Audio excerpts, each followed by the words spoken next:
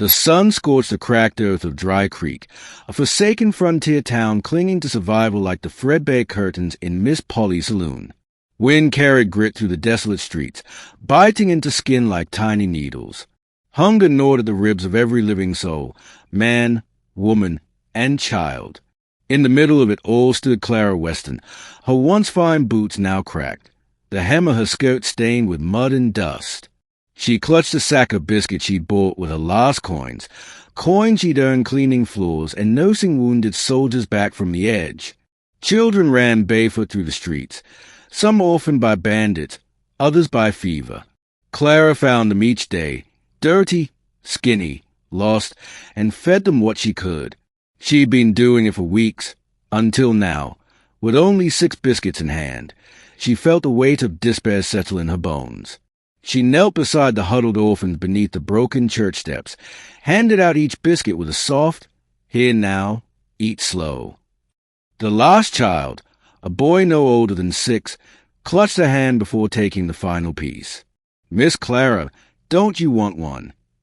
Her stomach churned with emptiness. She smiled weakly. "I'm not hungry, sweetheart." But as she stood, her legs gave way beneath her. The world swirled. And then, blackness. Chapter 2, The Cowboy with a Soft Heart. When Clara opened her eyes, she was in the shade of a livery stable. She blinked against the harsh sun beyond, tasting dust and shame on her tongue. You always faint when you skip breakfast, or was this just a special performance of the children? The voice came low and calm, like a summer river. She turned her head to find a man crouched beside her, his hat shadowing his face. His shirt was threadbare, his boots more patched than whole, and a deep scar trailed down the side of his neck. But his eyes, warm brown like a buckskin coat, were kind. "Name's Elias Boone," he said. "You dropped right in front of my horse. Figured I'd better help before the vultures got to YA." Clara tried to sit up, but he held her gently. "Easy now. You've been giving away food again, haven't YA?"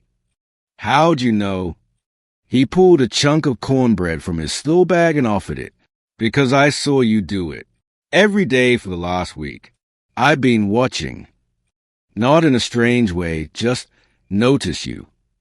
Clara eyed the bread, torn between pride and hunger. He smiled, tore the piece in half, and set one in her hand. "Don't mean to insult your strength," he said. "Just thought you could use someone sharing with you for once." She chewed slowly, silently. He sat beside her and stared toward the open street. "I ain't got much either. Came here looking for work, maybe peace. Used to ride with some mean folks. Not proud of it. Trying to be better." Clara glanced at the scar. "You don't seem like a bad man now." He chuckled. "Trying. Miss. Just trying, dot." Chapter 3, The Fire That Took Everything. 2 days later, Clara found Elias building a wooden table near the orphan church. "I didn't peg you for a carpenter," she teased. "I ain't," he grunted. "But the kids need a place to eat besides dirt." She helped where she could, wrapping her callous hands in rags to avoid splinters. Their laughter began to replace the silence between them. He brought beans when he could, sometimes jerky, always offering half to Clara before touching his own. But peace never lasted long in Dry Creek. The fire came without warning. Late one night, a band of raiders set flame to the far edge of town, blaming the townfolk for refusing to pay a protection tax. Wind carried embers straight toward the orphan church. Clara ran into the night in her shift, screaming for the children. Flames licked the sky. "Get them out!" she cried as smoke stung her eyes. Elias arrived on horseback, his rifle slung across his shoulder. "Clara, they are still inside." Without hesitation, Elias threw himself through the door of the burning building. One by one, he dragged the children out, coughing, covered in soot. On his 4th trip inside, the roof cracked. "Elias!" Clara screamed. He stumbled out just as the roof caved in behind him, coughing, cradling the last childlike treasure. His coat and arm were scorched. Clara fell to her knees beside him. "You fool," she sobbed, gripping his blackened sleeve. "You fool, you could have died." He smiled through cracked lips. "Didn't want you to cry over me like you did over that empty bread sack." Chapter 4. The Healing Place. 4 weeks after the fire, Clara nursed Elias in her small cabin near the edge of town. His arm healed slowly, wrapped in salves and prayers. The children slept nearby, cared for by townsfolk who'd been roused to compassion by the fire. "I never thank you," she said one night, placing a warm cloth over his brow. "You already did," he whispered. "Every time you looked at me like I was with Savin Dot." She paused, fingers trembling. "You are worth saving, Elias." His eyes softened. "I ain't never had someone say that to me before." Clara turned away, brushing a tear. "Neither have I." They sat in silence, two broken souls, finally letting the walls down. Chapter 5. The Outlaw's Reckoning. Peace again didn't last. One dusk, a rider galloped into town, a bounty hunter named Riggs, grinning with yellow teeth.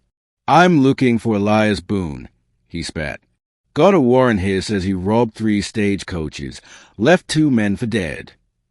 Clara stood at the door of the cabin, arms crossed. "You're mistaken." Riggs chuckled. "No, that scar on his neck? Dead giveaway. 10 years has been running. He's mine now." Elias stepped forward. "I won't run anymore, but I didn't kill anyone. I left that gang before they turned savage. I've been trying to fix what I'd done wrong." Riggs drew his revolver. "Try fixing it in a jail cell." But Clara blocked his path, her eyes steel. "You want him, you go through me." Riggs hesitated. The townsfolk began to gather, and one by one, the orphans stepped forward, standing around Elias like tiny guards. "Mr. Boone saved our lives," a girl cried. "He built us a table," yelled another. Doc from the clinic stepped forward. "He gave his own blood to save a dying child last month." The sheriff, watching silently, cleared his throat. "Reckon a man ought to be judged for who he is now, not just who he was." Riggs cursed and spat, but he turned his horse and rode out, defeated. Elias stared at Clara, eyes wide. "Why'd you do that?" She took his hand. "Because I'd rather fight beside a man who's changed than sit beside one who never needed to." Chapter 6. A Home Worth Having. Months passed. Dry Creek slowly bloomed again. With donations and sweat, the church was rebuilt. The orphan table became a full dining hall, and beside it stood a new cabin, built with sturdy timber, wide enough for 2. On a warm spring morning, Clara stepped into the cabin to find Elias fumbling with a small box. He dropped it when she surprised him. She picked it up. Inside, a thin silver ring carved with a small horseshoe. "I was gonna wait till the right time," Elias stammered. "But you're the right time, Clara." She smiled, tears in her eyes. "I gave away everything I had for those children, and then you gave everything you had to me." He dropped to one knee. "Marry me, Clara Weston. Let me build a new name beside yours." She nodded, voice thick. "Yes, yes, 1,000 times yes." Epilogue. Love in the dust. They married beneath a sky of gold and crimson. Children danced, townsfolk sang, and the dusty wind finally carried something sweeter than sorrow, hope.